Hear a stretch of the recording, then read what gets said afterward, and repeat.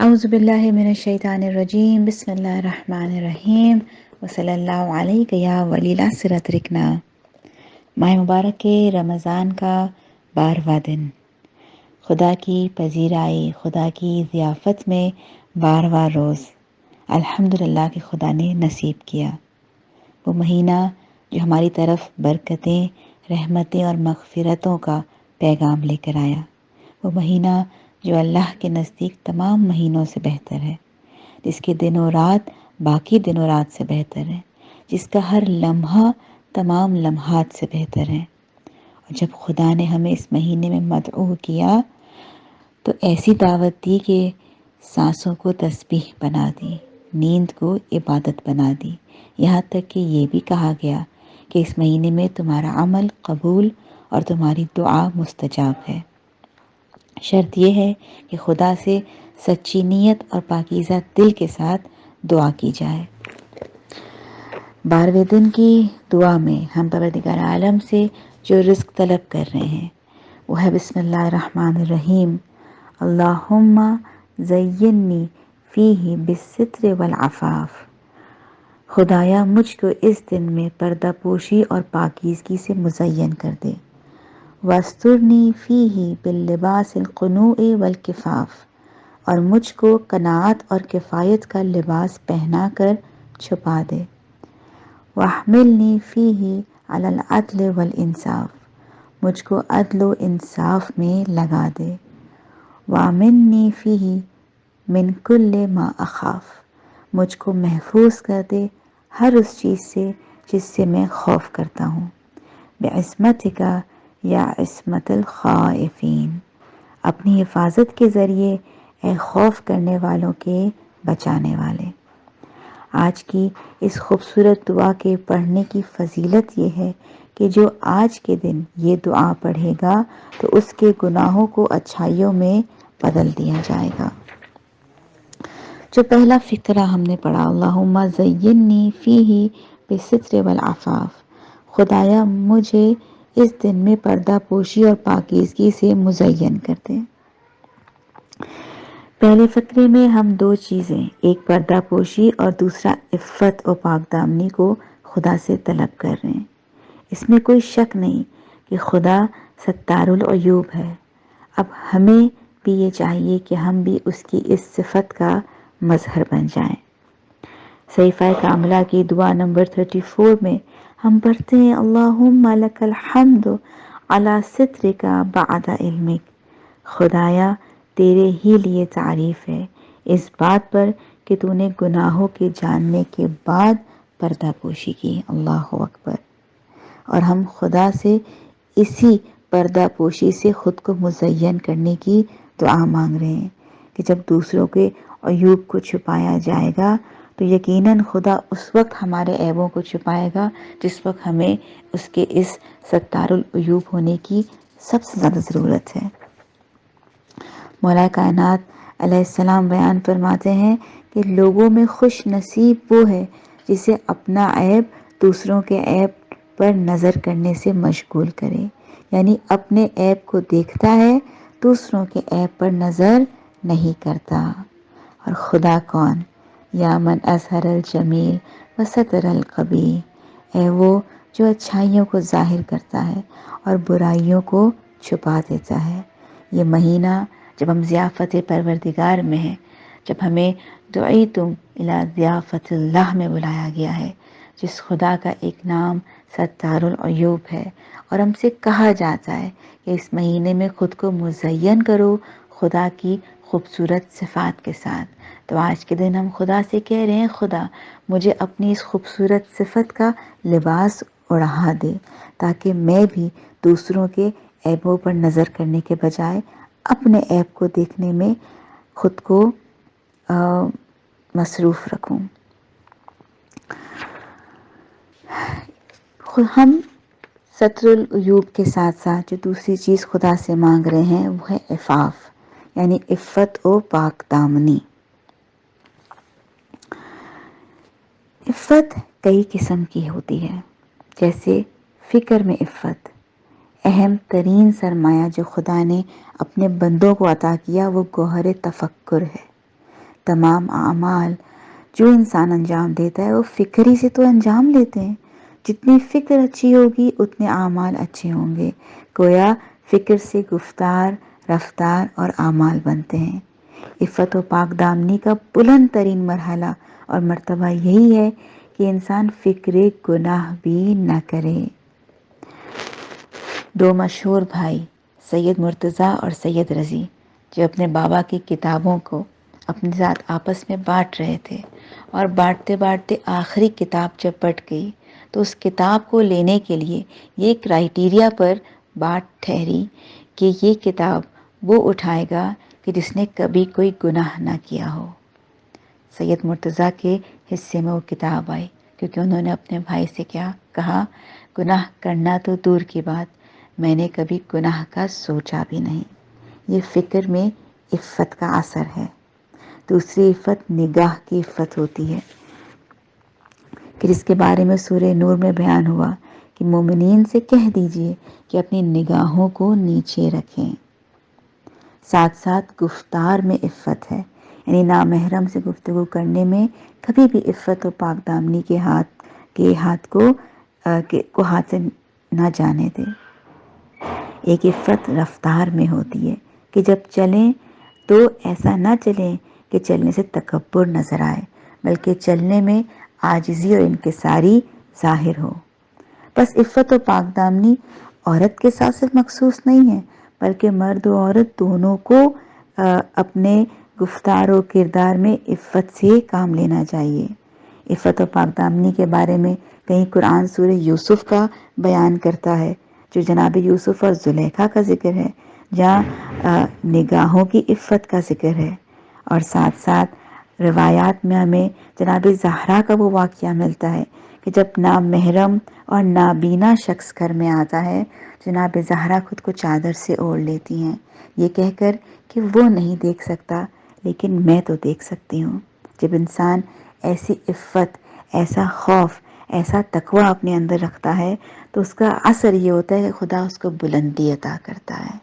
جس طرح سے قرآن میں بیان ہوا وَاتَّقُوا اللَّهَ وَيُعَلِّمُكُمُ اللَّهُ، تقوی اختیار کرو، خوف خدا اختیار کرو تو خدا تمہیں علم دے گا، سکھائے گا. اور اس کی بہترین مثال ہمیں علماؤں کی زندگی میں ملتی ہے اور عرفاؤں کی زندگی میں ملتی ہے کہ جب خود کو گناہوں سے دور رکھا تو خدا نے ان پر علم و حکمت کے دروازوں کو کھول دیا. جس میں شیخ رجب علی خیاط ایک بہترین مثال ہے، جو خود کہتے ہیں کہ خدا نے مجھے پڑھایا کیونکہ میں نے خدا کے لیے اپنی عفت کو بچا کر رکھا. دوسرا فکرہ وَاسْتُرْنِي فِيهِ بِاللِّبَاسِ الْقُنُوِّ وَالْكِفَافِ، مجھے قناعت اور کفایت کا لباس پہنا کر چھپا دے. قناعت یعنی کم پر راضی ہو جانا یا جتنا ملے اس پر راضی ہو جانا. اور یہ ایک ایسا خزانہ ہے جو کبھی کم نہیں ہوتا. مولا کائنات نے ہی فرمایا کہ قناعت نعمت ہے. اور کہیں رسول اللہ مولا کائنات کو جو وصیت کر رہے تھے تو فرمایا جس نے اللہ کے دیے ہوئے رزق پر قناعت کی وہ لوگوں میں سب سے زیادہ غنی اور ثروت مند شخص ہے. تیسرا فکرہ وَاحْمِلْنِي فِيهِ عَلَى الْعَدْلِ وَالْإِنصَافِ، اے خدا مجھے عدل و انصاف میں لگا دے. عدل و انصاف کے بارے میں بہت سی روایات اور بہت سی مثالوں پر بات کی جا سکتی ہے. کہیں قرآن کہتا ہے جب کوئی فیصلہ کرو تو عدل کے ساتھ کرو. کہیں کہا جاتا ہے جب بات کرو تو عدل کے ساتھ بات کرو. کہیں کہا جاتا ہے اگر ازدواج کے درمیان عدالت قائم نہیں کر سکتے تو پھر ایک ہی زوج تمہارے لیے کافی ہے. اور تقوی سے قریب ہونے کا بھی جو ایک ہمیں راستہ بتایا گیا ہے وہ عدل و انصاف ہے کہ اعدلوا ہوا اقرب للتقوی، عدل و انصاف کرو کہ یہی تقوی سے قریب تر ہے. کہیں لکھا گیا کہ وَلْيَكْتُبْ بَيْنَكُمْ كَاتِبٌ بِالْعَدْلِ، تمہارے درمیان کوئی بھی کاتب لکھے لیکن عدل کے ساتھ لکھے. یہاں پر مفہوم میں بھی عدالت ہو لیکن ساتھ ساتھ مولا کائنات کے عدل کا ذکر کرنا یہاں پر میں ضرور چاہوں گی کہ جب مولا کائنات ظاہری حکومت پر آئے اور جب مولا کے کاتبین تمام کام لکھا کرتے تھے اور بیت المال کا حساب کتاب بھی لکھا کرتے تھے تو مولا ان سے کہتے تھے کہ دیکھو کاغذ کم استعمال کرو، اپنے قلم کی نوکوں کو تیز رکھو، کم کم سطروں میں زیادہ الفاظ لکھو، اپنی لکھائی کو چھوٹی کرو، مختصر اور جامع بات لکھو تاکہ بیت المال کا نقصان نہ ہو۔ مولا اس حد تک اپنے تمام کام میں عدل کو پسند کیا کرتے تھے۔ ایسی عدالت تو یا مولا علی کی دور حکومت میں دیکھنے کو ملی یا پھر انشاءاللہ امام زمانہ عجل اللہ تعالی جب آئیں گے تو ہر جگہ عدالت ہی عدالت ہوگی اور ہر ایک کو اس کا حق ملے گا۔ عدل اتنا ضروری ہے کہ امیر المومنین نے اس کو ایمان کا ایک رکن خیال کیا ہے کہ جب مولا ایمان کے بارے میں جواب دیتے ہیں کہ جب پوچھا گیا کہ ایمان کیا ہے تو مولا نے فرمایا ایمان کے 4 ستون ہیں: صبر، یقین، عدل اور جہاد۔ اور مولا نے نہج البلاغہ کے کلمات انکسار میں ہر ایک کی وضاحت فرمائی ہے، اور جب عدل کی وضاحت کی تو فرمایا عدل کے 4 شعبے ہیں: تہ تک پہنچ جانے والی سمجھ، علم کی گہرائی، فیصلے کی وضاحت اور عقل کی پائیداری۔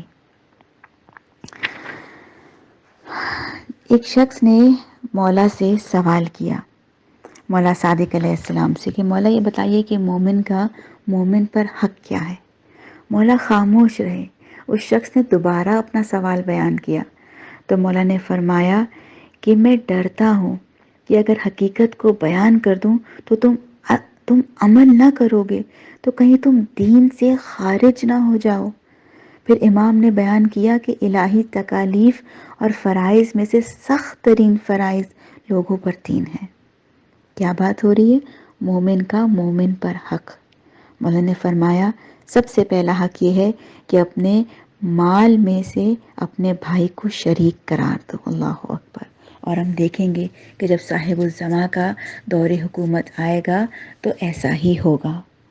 دوسرے، خدا کا ذکر ہر حال میں کرو، اور ذکر خدا سے یہ مراد نہیں کہ سبحان اللہ والحمدللہ کی ہر وقت تسبیح نکالو، بلکہ یہاں مراد ذکر خدا سے یہ ہے کہ جب کسی حرام کام کی طرف متوجہ ہو تو ذکر خدا اس حرام کام سے تمہیں بچا لے اور وہ حرام کام کو تم چھوڑ دو، اور یہی تمہارا ذکر اکبر ہوگا۔ اور تیسری چیز جو مولا نے ایک مومن پر حق میں بیان کی وہ یہ تھا کہ اپنے اور لوگوں کے درمیان اس طرح سے عدل و انصاف کی رعایت کرنا کہ اپنے بھائی کے لیے وہ چیز پسند کرو جو تم اپنے لیے پسند کرتے ہو، اور اس کے لیے وہ چیز کو پسند نہ کرو کہ جو تم اپنے لیے پسند نہیں کرتے۔ مولا کائنات نے اپنے دور حکومت میں ایسی زندگی بسر کی، اتنی زیادہ سادگی تھی، اتنی سادی غذا تھی، اتنا سادہ لباس تھا کہ کہیں پر بھی وہ یہ کہتے تھے کہ کہیں کوئی دور دراز بھی کوئی ایسا مومن نہ ہو کہ جس سے علی کی غذا اور لباس بہتر ہو جائے۔ مولا نے ہمیشہ ظلم سے نفرت کی، یہاں تک کہ ابن عباس سے کہا کہ ابن عباس، جو چونٹی کے منہ میں یہ چھلکا ہے جس کی بظاہر کوئی قیمت نہیں، لیکن علی کے نزدیک وہ حکومت جس میں عدل نہ ہو وہ اس چھلکے سے بھی بدتر ہے اور ہلکی ہے۔ چوتھا فقرہ جو ہم اس دعا میں مانگتے ہیں، وَأَمِنِّي فِيهِ مِنْ كُلِّ مَا أَخَافُ، جس سے میں خوف کھاتا ہوں اس سے مجھے محفوظ کر دے۔ انسان کو خدا کے علاوہ کسی سے نہیں ڈرنا چاہیے، بلکہ خدا کی ذات نہیں بلکہ نافرمانی اور غضب خدا سے ہم سب کو ڈرنا چاہیے۔ جب ہم موت سے ڈرتے ہیں تو حقیقت میں ہم موت سے نہیں ڈرتے، بلکہ ہم اپنے اعمال سے خوف زدہ ہوتے ہیں، اپنی عاقبت سے خوف زدہ ہوتے ہیں۔ اس لیے دعا کرتے ہیں خدا ہر اس چیز سے جس سے میں خوف کھاتا ہوں مجھے محفوظ رکھ، اور مجھے ان لوگوں میں شمار کر جن کے حصے میں کبھی آخرت کا خوف نہ ہے۔ اور قرآن بار بار یہ آیت بیان کرتا ہے، الا ان الاولیاء للہ لا خوف علیہم ولا هم یحزنون، کہ جو خدا کے دوست ہیں ان کے لیے نہ کبھی کوئی خوف ہے اور نہ کوئی حزن ہے، اور قرآن بتاتا ہے کہ وہ لوگ کون ہیں۔ سورہ بقرہ کی آیت نمبر 38 میں بیان ہوا ہے کہ جس نے ہدایت الہی کی پیروی کی اس کے لیے خوف نہیں۔ کہیں آیت نمبر 112 میں بیان ہوا کہ جس نے خود کو اللہ کے حوالے کر دیا اور وہ محسن بھی یعنی نیکیاں بھی کرتا ہے، اس کا اجر اس کے رب کے پاس محفوظ ہے، اسے کسی قسم کا خوف نہیں ہوگا۔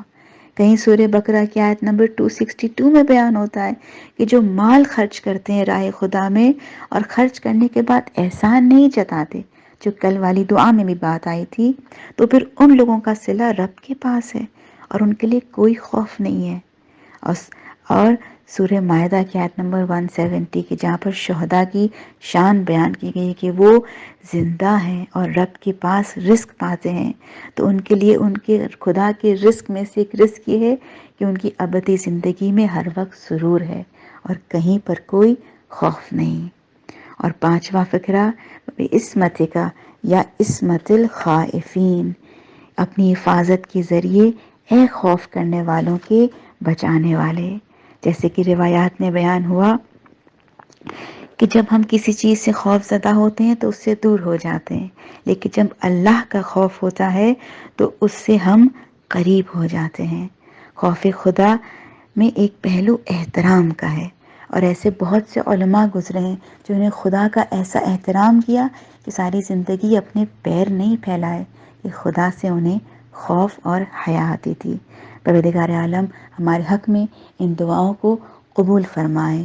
اللہم صلی علی محمد وعلی محمد وعجل فرجہم اجمعین۔